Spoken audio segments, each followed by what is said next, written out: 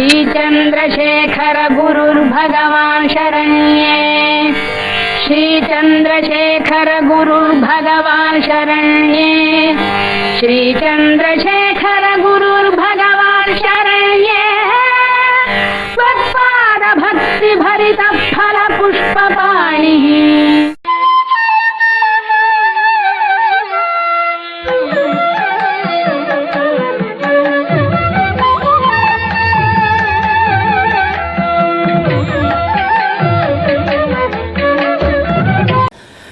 शुक्लांबरधरं विष्णुं शशिवर्णं चतुर्भुजं प्रसन्नवदनं ध्यायेत् सर्वविघ्नोपशान्तयेत्।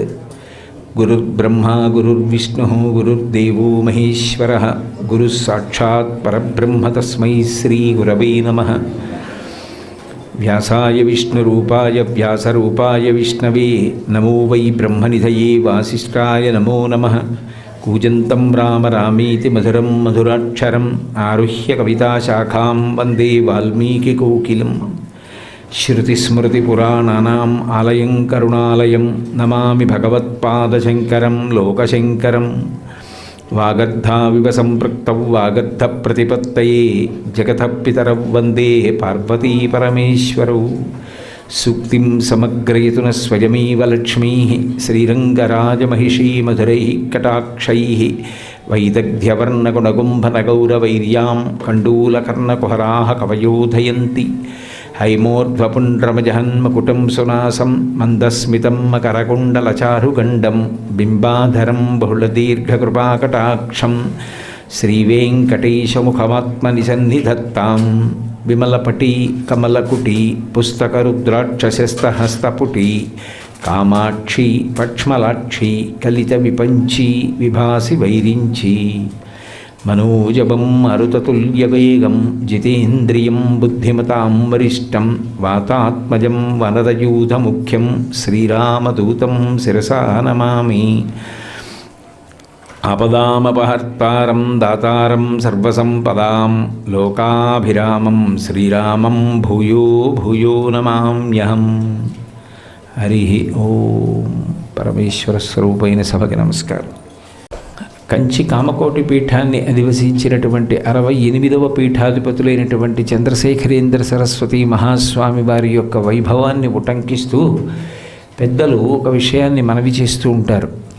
వారు ప్రజ్ఞా బ్రహ్మపదజ్ఞా యస్య రసజ్ఞాత తాత్వికర్థజ్ఞా చిత్తం దేవ్యాయత్తం వందే తం చంద్రశేఖరేంద్రయతిం అంటారు. ఇంద్ర సరస్వతి అనేటటువంటిది కామకోటి పీఠ జగద్గురు పరంపరలో వచ్చేటటువంటి యోగ పట్టానామంలో చిట్ట చివర తప్పకుండా ఉంటుంది. ఒక్కొక్క పీఠానికి ఒక్కొక్క సంప్రదాయం ఉంటుంది యోగ పట్టా ఇచ్చేటప్పుడు. ఇక్కడ కామకోటి మఠంలో ఆ పీఠాధిపత్యంలో ఉన్నటువంటి పెద్దలు ఎవరు ఉంటారో వారి పేరు చివర ఇంద్ర సరస్వతి ఉంటుంది. అందుకని వందే తం చంద్రశేఖరేంద్ర యతిం, ఓ చంద్రశేఖరేంద్ర సరస్వతి యతి పురుషుడా, ఓ మహానుభావ, మీకు నమస్కరించుచున్నాను. ఎటువంటి వారు అయినా అంటే ప్రజ్ఞ బ్రహ్మపదజ్ఞ, జ్ఞా అంటే తెలుసుకొనుట అని సంస్కృతంలో అర్థం. ఆయన ప్రజ్ఞ అంటే ఆయన యొక్క బుద్ధి ఎక్కడ వరకు వెళ్ళింది అంటే బ్రహ్మపదాన్ని తెలుసుకుంది.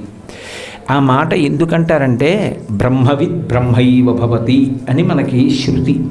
ఎవరు బ్రహ్మమును తెలుసుకున్నారో వాడు బ్రహ్మమవుచున్నాడు అని. బ్రహ్మము అంటే కేవలము సృష్టికర్త బ్రహ్మ అని కాదు దాని అర్థం. ఎవ్వడు సృజించు ప్రాణుల ఎవ్వడు రక్షించు త్రుంచు ఎవ్వడనంతుండెవ్వడు విభుడెవ్వడు వాడి విధమున మనుచు వినుచు హేలారతుడయ్యి అంటారు పోతన గారి భాగవతంలో. ఎవరు ఏ ఒక్క పరబ్రహ్మము ఈ సమస్తమైనటువంటి లోకములను సృజిస్తోందో, ఏ ఒక్క పరబ్రహ్మము విష్ణుస్వరూపంగా ఈ లోకములనన్నిటినీ కూడా నిర్వహిస్తోందో, ఏ ఒక్క పరబ్రహ్మమే హరుడన్న పేరుతో లోకములను లయం చేస్తోందో ఆ ఒక్క పరబ్రహ్మము మూడు మూర్తులుగా ప్రకాశిస్తూ ఉంటుంది. ప్రకాశించి మూడు కార్యములను చక్కబెడుతూ ఉంటుంది. అలా మూడు మూర్తులుగా ఉండి, మూడు కాలములుగా ఉండి, మూడు లోకములుగా ఉండి, మూడు కాక ఒకటైనదేదో అది పరబ్రహ్మం. అందుకే శ్రీశైల మల్లికార్జునుడికి సుప్రభాతం చేస్తే ఒక మాట అంటారు, ఏకస్త్వమేవ బహుధా భవభాసిలోకే నిశంకధీర్ వృషభకేతన మల్లినాథ శ్రీభ్రామరీ ప్రియ సుఖాశ్రయ మల్లినాథ శ్రీమల్లికార్జున విభో తప సుప్రభాతం అంటారు. ఏకస్త్వమేవ బహుధా భవభాసిలోకే, అసలు నువ్వు ఒక్కడివి ఉన్నది. ఆ ఒక్కడివైన నువ్వు అనేకముగా భాషిస్తున్నావు. ఏకస్త్వమేవ బహుధా భవభాసిలోకే నిశంకధీర్ వృషభకేతన మల్లినాథ శ్రీభ్రామరీ ప్రియ సుఖాశ్రయ లోకనాథ. ఈ భ్రామరీదేవికి పతి అయినటువంటి వాడ, లోకములకన్నిటికీ కూడా సుఖములను ఇచ్చేటటువంటి వాడ శంకర. శంకరోతీతి శంకర శంభో అంటే శంభావయతి, సమస్త లోకములకు కూడా సుఖములను ఇచ్చేటటువంటి వారు ఎవరున్నారో అటువంటి ఓ శంభుస్వరూప నీకు సుప్రభాతముగుగాక అంటూ ఉంటారు. అలా మూడు మూర్తులకును మూడు లోకములకు మూడు కాలములకు మూలమగుచు భేదమగుచు తుదికి అభేదమయ్యొప్పారు బ్రహ్మమనగ నీవే పాలనయన అని పేరాయనికి. మూడుగా కనపడతాడు. బ్రహ్మగా, విష్ణువుగా, హరుడిగా ఆయనే కనపడతాడు. భూత భవిష్యత్ వర్తమాన కాలములుగా ఆయనే కనపడతాడు. పైన ఉండే లోకాలు, మధ్యలో ఉండే లోకాలు, కింద ఉండే లోకాలు అని మూడు లోకాలుగా కనపడతాడు. మూడుగా కనపడి నిజానికి మాయ తొలగిపోయిన తరువాత మూడుగా కాక ఒక్కటిగా ఉండేటటువంటి వాడెవడో వాడే శివుడు. అటువంటి శివుడు బ్రహ్మము. బ్రహ్మము అంటే ఈ మూడు మూర్తుల యొక్క సమాగమ స్వరూపము. ఆ బ్రహ్మమును తెలుసుకోవడానికి యథార్థమునకు బుద్ధి సరిపోదు. కానీ ఎవరు వేదంలో చెప్పినటువంటి రీతిలో జీవితాన్ని గడుపుతారో, అలా కర్మాచరణం చేస్తారో, పరమ భక్తితత్పరులై, భక్తితత్పరులై అన్న మాటకు అర్థం ఏదో ఇన్ని మారేడు దళాలతో పూజ చేయడం, ఇన్ని తులసి దళాలతో పూజ చేయడం అని కాదు. దాని అర్థం భగవంతుడు ఎలా చెప్పాడో అలా బ్రతకడం నిజమైన భక్తి. నేను దొంగతనాలు చేసి మా నాన్నగారికి పట్టుకెళ్ళి పెద్ద పట్టుపంచి పెట్టాను అనుకోండి, ఆయన సంతోషిస్తారా? మా నాన్నగారు ఎలా బ్రతకమన్నారో అలా నేను తృప్తితో ఏదో ఒక ధార్మికమైన వ్యాపకం చేసి పొట్ట పోసుకుంటున్నాను అనుకోండి, మా నాన్నగారు సంతోషిస్తారు. మా నాన్నగారు చెప్పిన మాట వినడం ఆయన పట్ల భక్తి. పరమేశ్వరుడు బ్రతకమన్నట్టు బ్రతకడం ఆయన పట్ల భక్తి. అందుకే పూజ యొక్క విస్తరింపబడినటువంటి స్వరూపం ఏమి అంటే ఈశ్వరుడు చెప్పినట్లుగా బ్రతుకుట.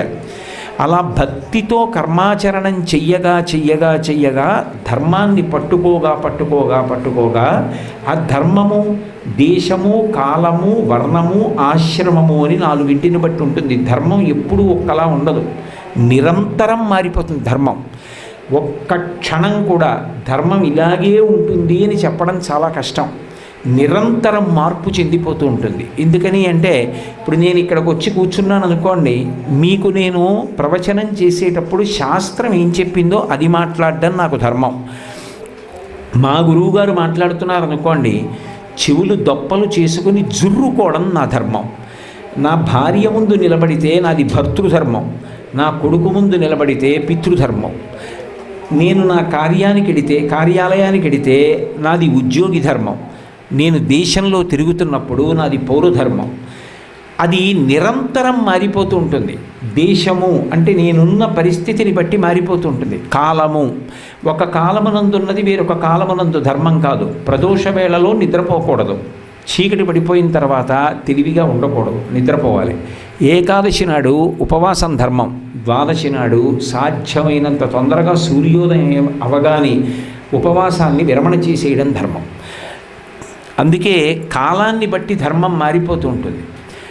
మూడు వర్ణాన్ని బట్టి ధర్మం మారిపోతూ ఉంటుంది. యజ్ఞోపవీతం ఉందనుకోండి, సంధ్యావందనం చేయడం ధర్మం. యజ్ఞోపవీతం లేదనుకోండి, సూర్యనారాయణమూర్తి వంక తిరిగి స్కాంద పురాణాంతర్గతమైన స్తోత్రం చెప్పి నమస్కారం చేయడం ధర్మం.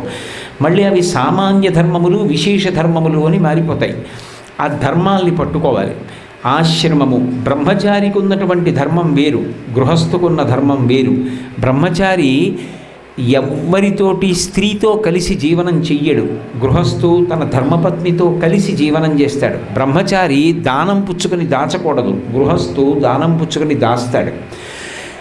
ఒకరి ధర్మం ఇంకొకలా ఉండదు. ఒక ఆశ్రమం వాళ్ళ ధర్మం ఒకలా ఉంటే ఇంకొక ఆశ్రమం ధర్మం ఇంకొకలా ఉంటుంది. బ్రహ్మచారిది ఒక ధర్మం, గృహస్థుది ఒక ధర్మం, వానప్రస్థుది ఒక ధర్మం, సన్యాసిది ఒక ధర్మం.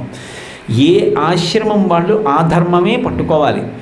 అలా ధర్మాచరణం చెయ్యడం భక్తి.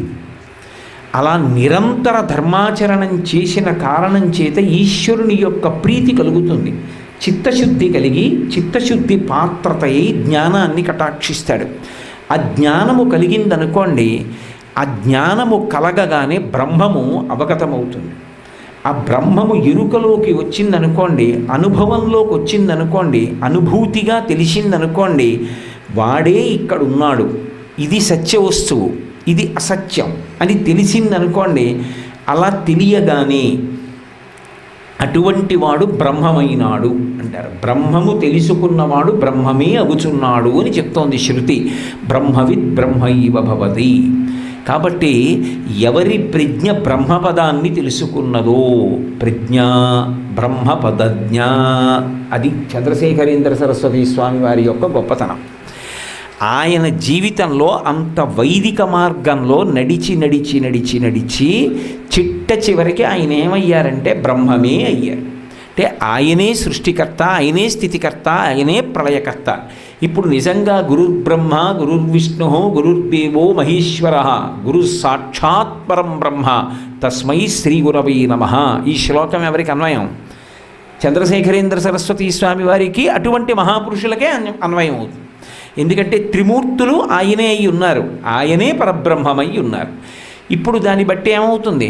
ఆయనకొక్కరికి నమస్కారం చేస్తూ ఉంటే అందరికీ నమస్కారం అందిపోతుంది, అందరు దేవతలకి నమస్కారం చేసినట్టే. ఆయన అనుగ్రహం సమస్త దేవతల యొక్క అనుగ్రహం.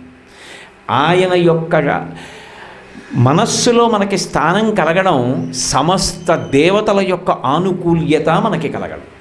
అందుకే ఆ స్థాయికి వెళ్ళిపోయిన వాళ్ళు ఎవరుంటారో వాళ్ళు కదులుతున్న దేవుడై ఉంటారు. దేవాలయంలో ఉన్న దైవం కదులుతూ కనపడదు, ఉత్సవమూర్తి కదులుతుంది. కానీ నడిచే దైవం అన్న పేరు చంద్రశేఖరేంద్ర సరస్వతి స్వామి వారికి ఎందుకు అన్వయమైంది అంటే, ఆయన కదలాడినటువంటి దైవం. ఆయన కదిలి వెళ్ళిపోతుంటే భగవంతుడే నడిచి వెళ్ళిపోయాడు. ఆయన కూర్చుంటే భగవంతుడు కూర్చున్నాడు, ఆయన మాట్లాడితే భగవంతుడు మాట్లాడాడు. అటువంటి వారితో కలిసి ఉండగలగడం మోక్షమునకు హేతువు.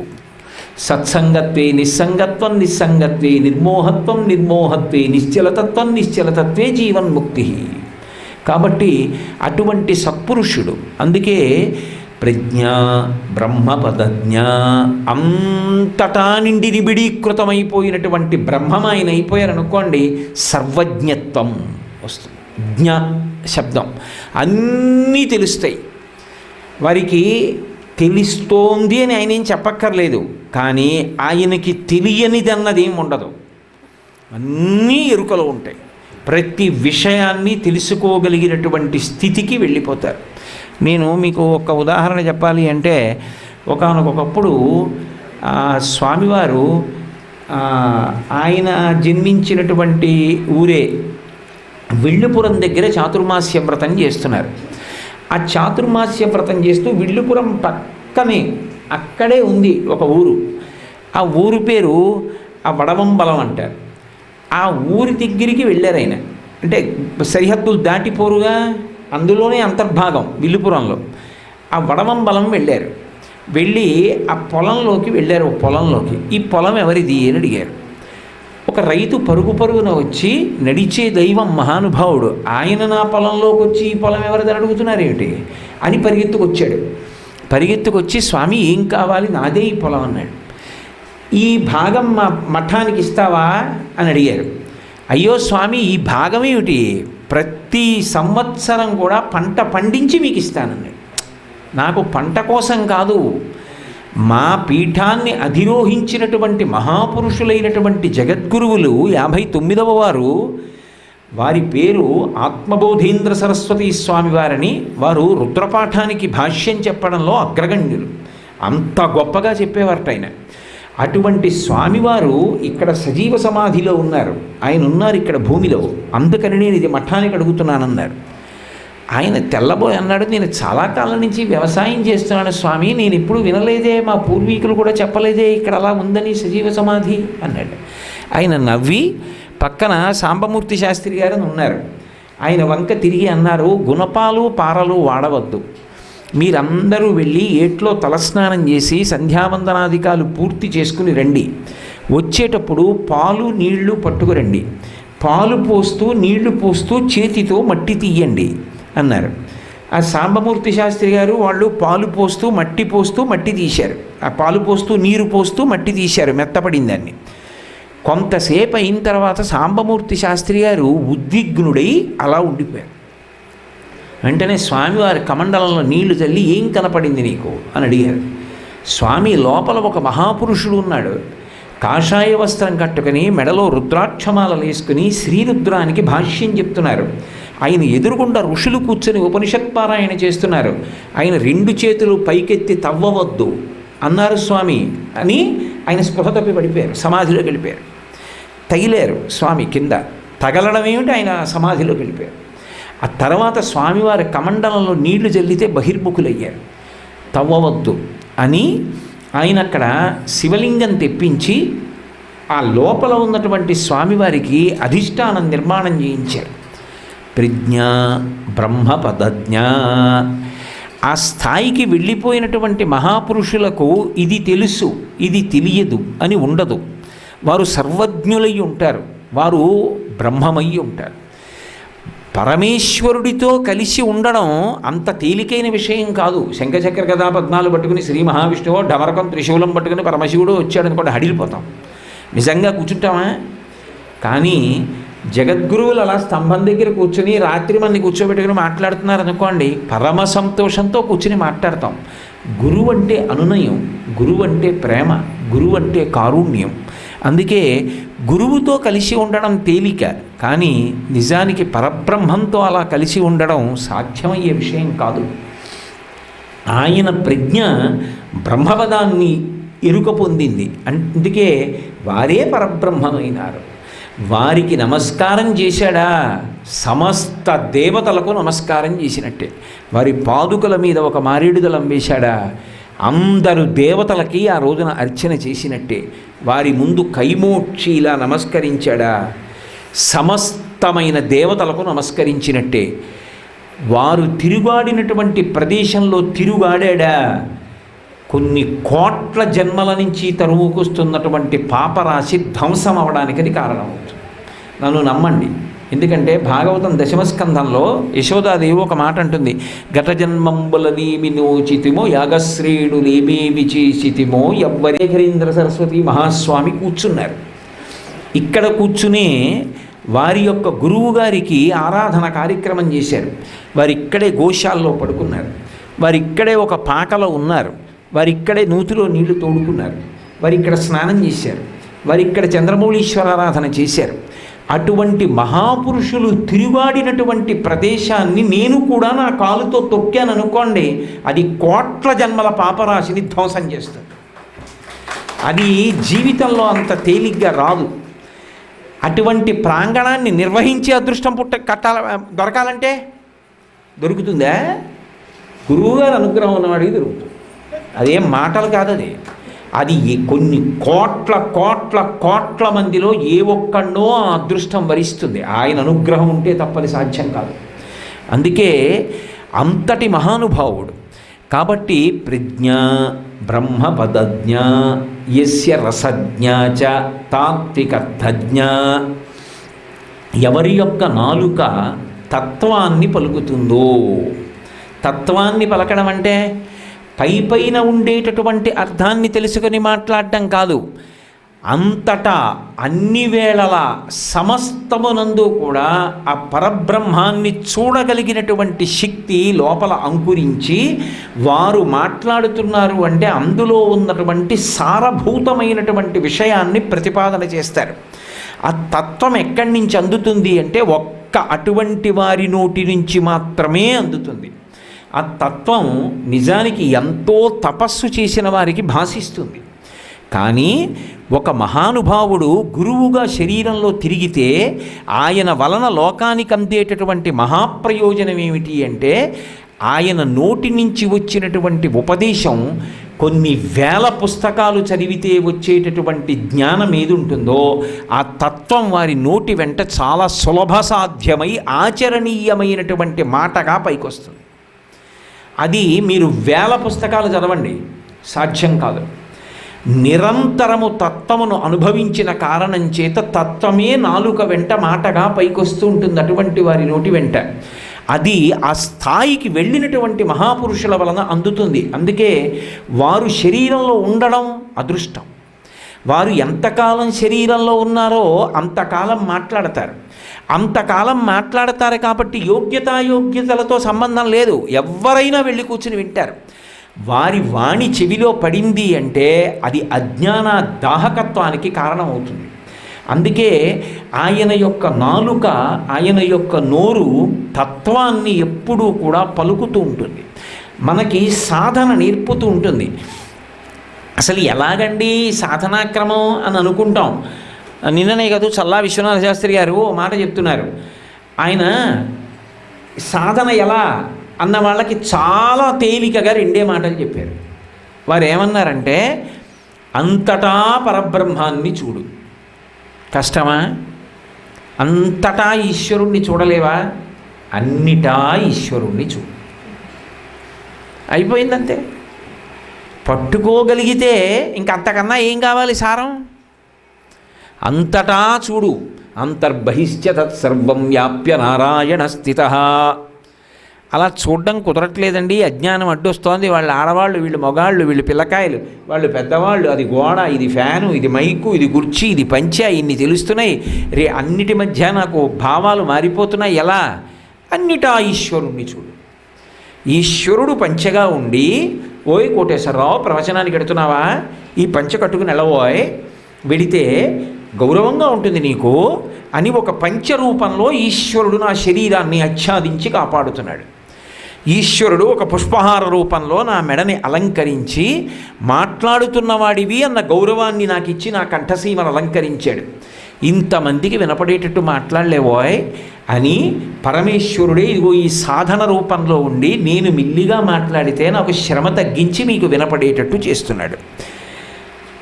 మరి నాకు ఏదైనా బాధ కల్పించినవాడు, నా గత జన్మలలో పాపం పోగొట్టడానికి పాపం వాడు మూట కట్టుకుని నాకు దుఃఖాన్ని కల్పించి నన్ను కాపాడాడు ఈశ్వర స్వరూపంగా. ఇప్పుడు అసలు ఈశ్వరుడు కానిదేమిటి? అంతటా ఈశ్వరుణ్ణి చూడు. సాధ్యం కదా? అన్నిటా ఈశ్వరుణ్ణి చూడు. చెప్పగలవా? అందరం చెప్పడం సాధ్యం అవుతుందా? అసలు చెప్పడం అన్న మాటలో గొప్పతనం ఎక్కడుంటుందో తెలుసా? మీరు చంద్రశేఖరేంద్ర సరస్వతి స్వామి వారి గురించి 2 గంటలు మాట్లాడండి అన్నారనుకోండి. 2 గంటలు మాట్లాడి నా బోటిగాడు ఏమంటాడంటే, అబ్బో చెప్పవలసింది చాలా ఉండిపోయిందండి, మరిచిపోయాను, ఇంకా చెప్పలేదంటాడు.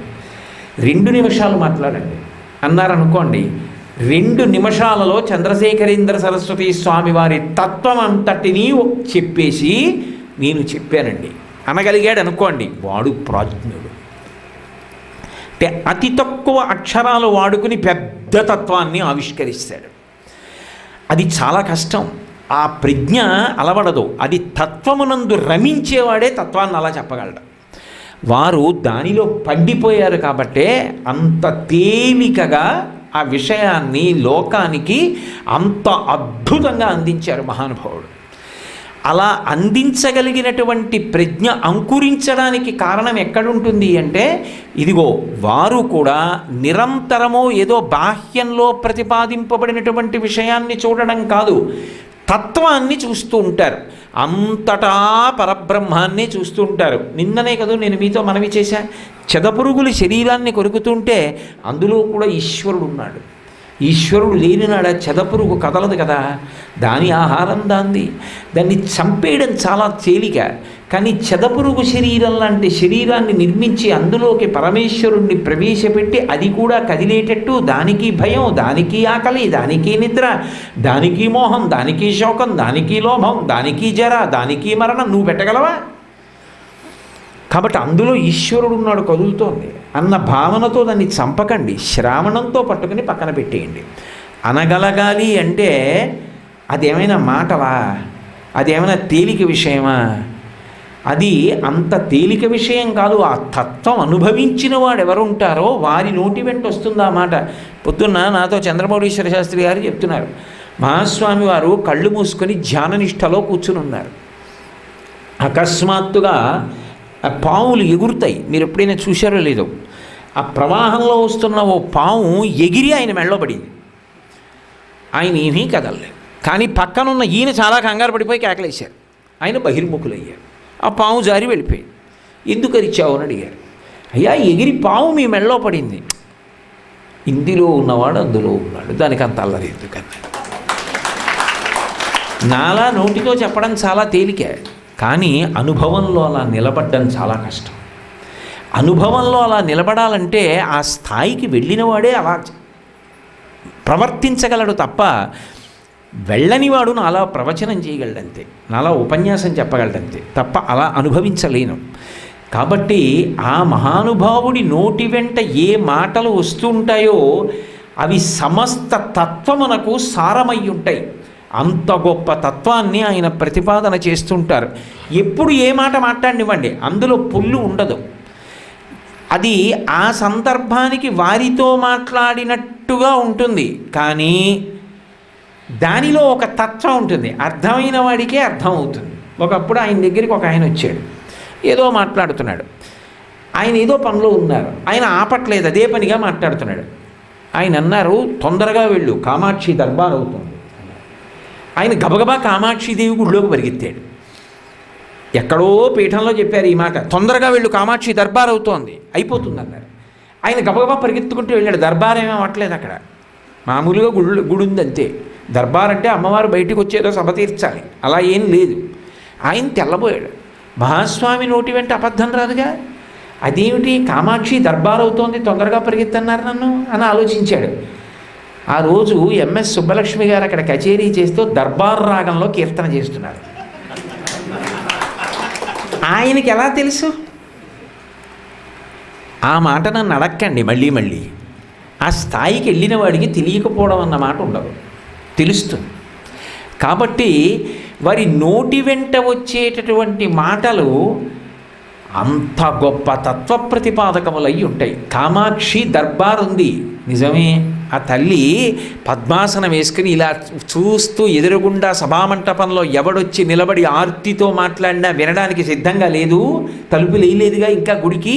ఆవిడ దర్బార్లో ఉంది, ఇన్ని కోరికలు ఉంటే వెళ్ళి ఆవిడతో చెప్పు అనడానికి కామాక్షి దర్బార్లో ఉంది. ఆయన నోటి మాట అబద్ధం కాకూడదు. ఖచ్చితంగా అదే సమయంలో ఎంఎస్ సుబ్బలక్ష్మి గారు దర్బార్ రాగంలో కీర్తన చేశారు.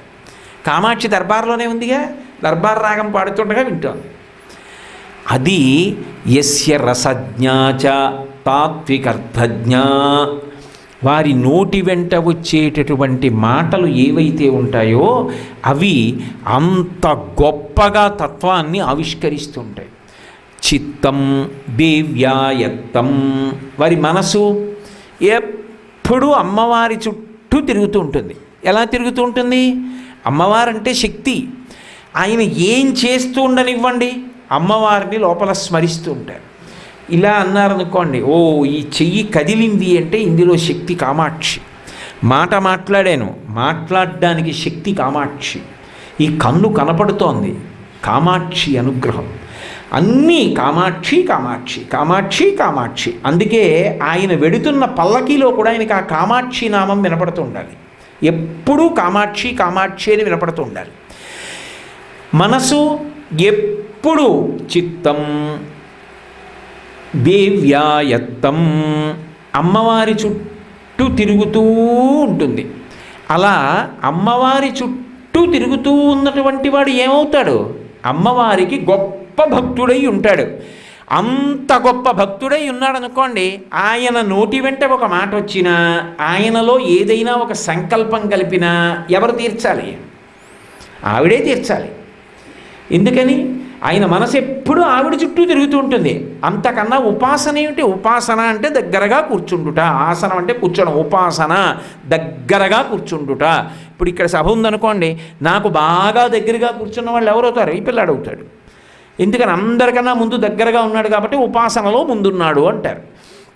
అమ్మవారి ఉపాసన ఎప్పుడూ అమ్మవారిని మనసులో స్మరిస్తూ ఉండడం. ఎప్పుడూ ఆవిడ్నే స్మరించేవాడి మనసులోంచి ఏదో ఒక సంకల్పం వచ్చిందనుకోండి, ఆ సంకల్పం నిజమయ్యేటట్టు ఎవరు చెయ్యాలి? ఆవిడే చెయ్యాలి. అందుకే ఒక్కటి బాగా పట్టుకోండి మీరు, యోగి సత్యం చెప్పాడు అనకూడదు, యోగి చెప్పినది సత్యం అవుతుందన్నారు. అంతేగాని యోగి సత్యం చెప్పాడండి అనకూడదు. ఇవాళ సాయంకాలం చాలా పెద్ద వాన వస్తుంది అన్నాడు అనుకోండి, నిజంగా వాన రావాలని లేదు, ఆయన అన్నాడు కాబట్టి వస్తుంది. లేకపోతే ఆయన మాట అబద్ధం అవుతుంది. అందుకు కామాక్షి దర్బార్లో ఉందంటే ఆవిడ దర్బార్ రాగం వారి అమ్మవారు చేస్తుంది. అది యోగి మాట్లాడినది సత్యం అవుతుంది. నిజంగా అల్పాయుర్దాయం ఉన్నవాడిని ఆయన దీర్ఘాయుష్మాన్ భవ అన్నాడు అనుకోండి, వాడు దీర్ఘాయుష్దాయం పొందుతాడు అంతే. ఇది అమ్మవారు నిజం చేస్తుంది. దాన్ని ఏదో ఆయన ఓ ఆశీర్వచనం చేశారనుకోండి, ఆ ఆశీర్వచనం నిజమై తీరవలసిందే. అంతేకాని ఆయన నోటి వెంట వచ్చిన మాట కానీ ఆయన మనసులోంచి వచ్చిన సంకల్పం కానీ పోవడానికి వీల్లేదు. మీరు అందుకే చూడండి, కొన్ని ఆశ్చర్యకరమైన సంఘటనలు జరిగాయి. అది మహానుభావుడు పరబ్రహ్మమై ఈ భూమి మీద తిరుగాడారు. అందుకే నడిచే దేవుడన్న కీర్తిని పొందారు. ఆ పేరు పెట్టి పిలిపించుకున్న వారు ఎవరు లేరు. ఆయనకు ఒక్కరికే ఆ బిరుదునామం.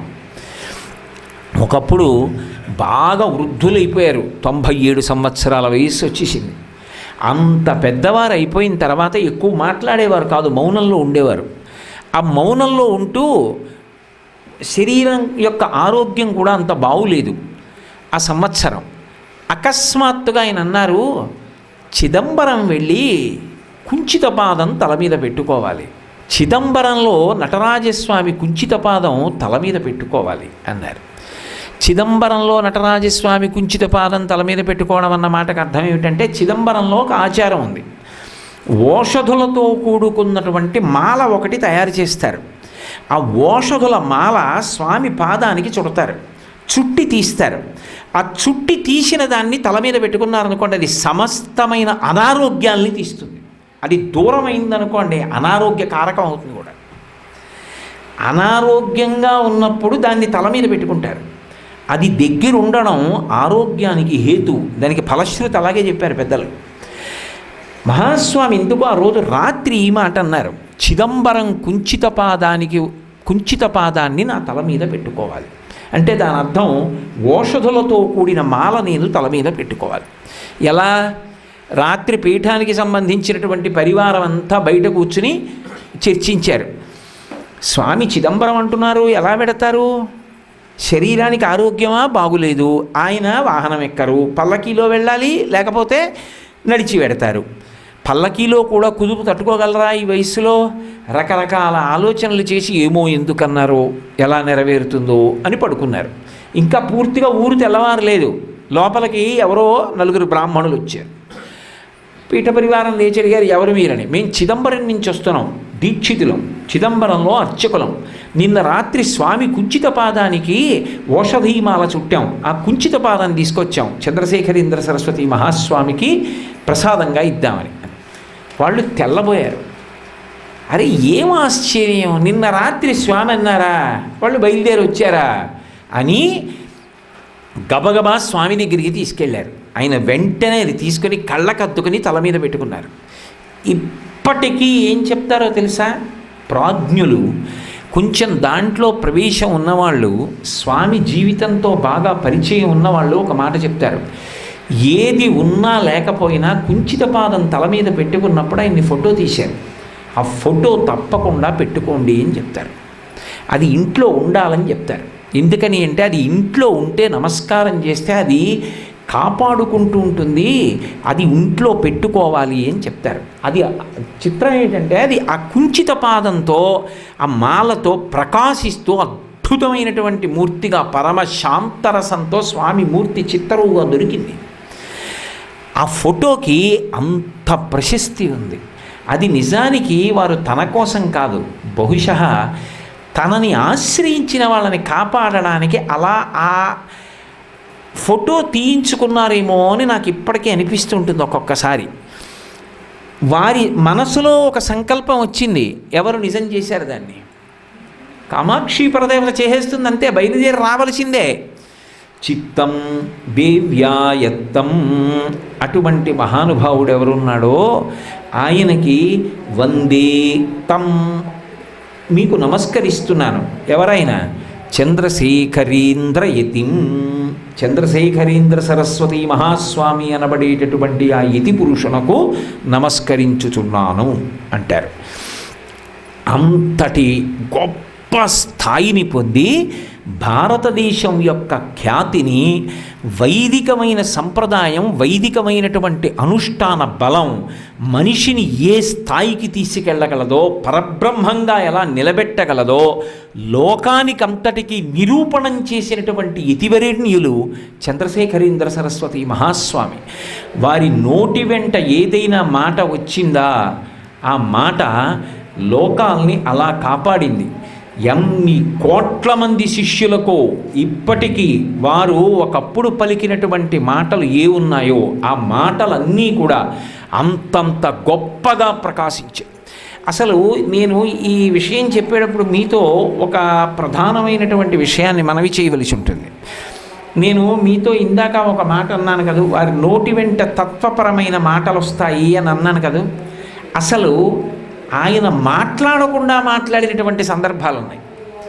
అది అన్నిటికన్నా అత్యధికమైనటువంటి స్థాయి. మనం తెల్లవారు వేస్తే ఒక మాట అంటాం, సదాశివ సమారంభాం వ్యాసశంకర మధ్యమాం అస్మదాచార్య పర్యంతాం వందే గురు పరంపరాం అని దక్షిణామూర్తి స్తోత్రం చేస్తాం.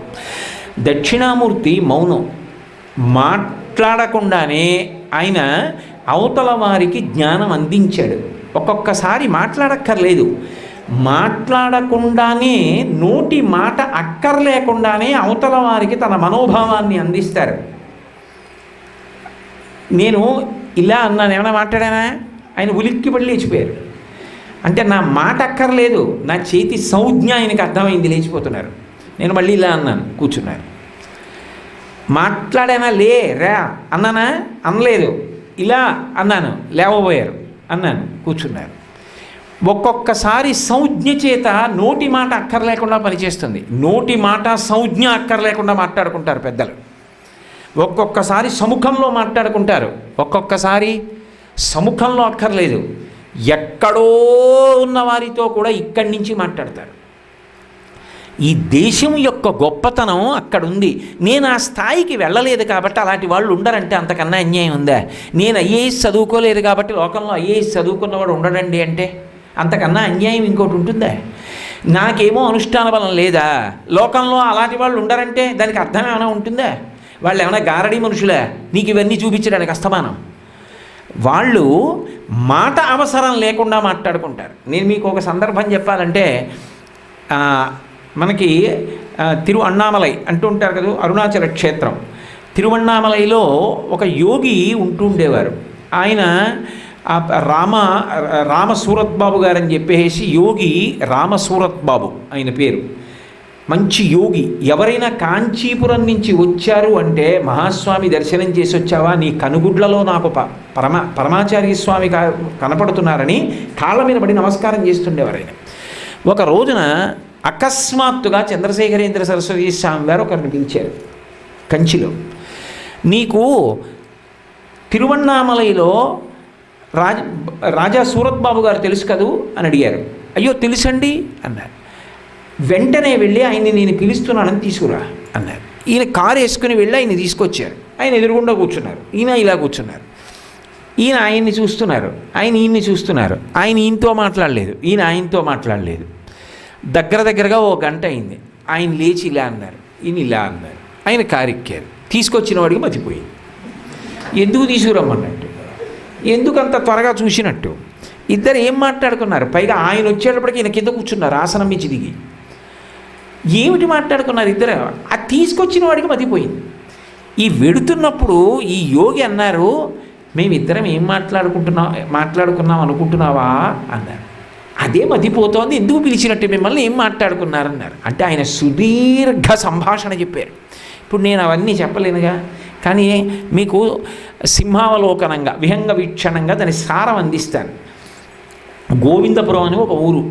ఆ గోవిందపురంలో జీవసమాధిలోకి వెళ్ళిపోయారు. ఒకప్పుడు కంచికామకోటి పీఠాన్ని నివసించారు ఆయన, ఆత్మబోధేంద్ర స్వామి వారిని. ఆయన ఎక్కడ జీవసమాధిలోకి వెళ్ళారో అక్కడి నుంచి రాత్రుళ్ళు రామనామం వినపడుతుందట. దాన్ని బట్టే పట్టుకున్నారు ఆయన జీవసమాధిని. కాంచీపుర మహాత్ముల యొక్క అధిష్టానాలన్నీ ఒక్కచోట లేవు. వారు పర్యటనలో ఎక్కడెక్కడెక్కడెక్కడో విడిచిపెట్టారు. తర్వాత మహాత్ములు కనిపెట్టారు ఇక్కడ ఉన్నారని. ఆయన గోవిందపురం అన్న ప్రదేశంలో జీవసమాధిలోకి వెళ్ళిపోయారు. ఆయన ఎంత భగవన్నామాన్ని బోధించారంటే ఇప్పటికీ భూమిలోంచి రామనామం వినపడుతుందట ఆ స్థాయి కలిగిన వారికి. ఈ వచ్చినటువంటి యోగి గారితో మాట్లాడుతూ మహాస్వామి ఒక మాట అన్నారు, నీకు రామనామం అంటే చాలా ఇష్టం కదా. ఆయన రామరామ. ఆయన అవును అల్లే రామరామ. నువ్వు గోవిందపురం వెళ్ళు, అక్కడ ఈ భగవన్నామ యోగీంద్రుల వారు ఉన్నారు, వారి జీవసమాధి ఉంది, నీ శేష జీవితం అంతా నువ్వు అక్కడ గడుపు ఇంకా అన్నారు. ఆయన అన్నారు, కాదు నాకు తిరువణ్ణామలైలోనే ఉందామనుంది, తప్పకుండా నీకు అలా ఉండాలనుంటే తిరువణ్ణామలైలోనే ఉండు. ఒకవేళ నువ్వు తిరువణ్ణామలై కాకుండా ఎక్కడికన్నా వెడదామని అనుకుంటే మాత్రం గోవిందపురం వెళ్ళి ఉండిపో. అలాగే స్వామి తప్పకుండా, కానీ ఇప్పటికి తిరువణ్ణామలైలోనే ఉండాలనుకుంటున్నాను. అలాగే ఉండు స్వామి. అయితే వెళ్ళిరానా? శుభం భూయాత్, వెళ్ళిరా. అది మేము మాట్లాడుకున్నాం హ్రస్వంగా, చాలా సరళంగా. నేను కుదించి సారం మీకు చెప్తే, ఇవన్నీ వాళ్ళిద్దరూ నోటితో మాట్లాడుకోలేదు, ఎదురెదురుగుండా కూర్చున్నారంతే, మౌన సంభాషణ. కానీ వారి మాటలు వారికి అర్థమై, వారు చెప్పిన జవాబులు వీరికి అర్థమయ్యాయి. ఏ స్థాయి అంటారు అప్పుడు దాన్ని మీరు? యస్య రసజ్ఞాచ తాత్వికర్థజ్ఞ. వారి మాటలు అలా ఉంటాయి. వారు మౌనంతో మాట్లాడగలరు. వారు ఎక్కడో ఉండి ఎక్కడో ఉన్నటువంటి వాడి యొక్క ప్రమాదాన్ని పసిగట్టి ఉద్ధరించగలరు. ఇన్ని సందర్భాలండి. ఇంకా ఎట్టి పరిస్థితులలో బ్రతకరో అన్నవారికి ఔషధంగా ఆయన ఒంటికి రాసుకున్న విభూతి కింద పడేటట్టుగా అరిటాకులో నించుని గెంతారు స్వామి. గెంతితే ఆయన ఒంటి విభూతి అరిటాకులో పడింది, ఇది పట్టుకెళ్ళి మీ అమ్మ నోట్లో వేయి అన్నారు ఒక సందర్భంలో. విమానం వెళ్ళిపోయింది స్వామి అన్నాడు. ఉంటుందిలే అన్నాడు. అప్పటికి కొన్ని గంటల ఆలస్యం. ఈయన విమానాశ్రయానికి వెళ్ళేటప్పటికి ఉంటుందా విమానం? కానీ విచిత్రం ఏంటంటే వెళ్ళలేదు, అలాగే ఉంది. ఈయన విమానం ఎక్కాడు, విమానం వెళ్ళింది. డాక్టర్లు అన్నారు ఎప్పుడో వెళ్ళిపోయింది ఆవిడ, ఇంకా ఇప్పుడు విభూతి ఏమిటన్నారు. ఈ విభూతి తీసుకెళ్ళి నోట్లో వేశారు. టక్కని లేచి కూర్చుని మాట్లాడింది ఆవిడ. అప్పటి వరకు ఏదో బారోడ్ లైఫ్ అంటారే, వెంటిలేటర్ మీద పెట్టి ఉంచారు.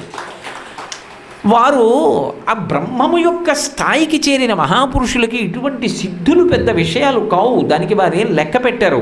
కానీ ఆశ్రితులైన వారు కొంతమంది ఉంటారు, పరమభక్తితో ఉంటారు. అప్పుడు వారు పరమేశ్వరుడుగా నిలబడి కోరిక తీరుస్తూ ఉంటారు. కానీ ప్రధానమైన ఉద్దేశ్యం మాత్రం అవతారానికి ఏమిటంటే జ్ఞానబోధ. అది ప్రధానం. దానికోసం ఎవరు ఆశ్రయించారో వాళ్ళని చూసుకుని పొంగిపోతారు. పాత్రుడైన శిష్యుడు ఒక్కడు దొరికాడు రా, జ్ఞానం కోసం నన్ను ఆశ్రయించాడు అని. మంగళాశాసన పరై పదాచార్య పురోగమై సర్వైశ్చ పూర్వైరాచార్యై సత్కృతాయాస్తు మంగళం. మంగళం కోసలేంద్రాయ మహనీయ గుణాత్మనే చక్రవర్తి తనూజాయ సర్వభౌమాయ మంగళం. ఉమాకాంతాయ కాంతాయ కామితార్థప్రదాయినే శ్రీగిరీశాయ దేవాయ మలినాథాయ మంగళం. సర్వం శ్రీ ఉమామహేశ్వర పరబ్రహ్మార్పణమస్తు. స్వస్తి.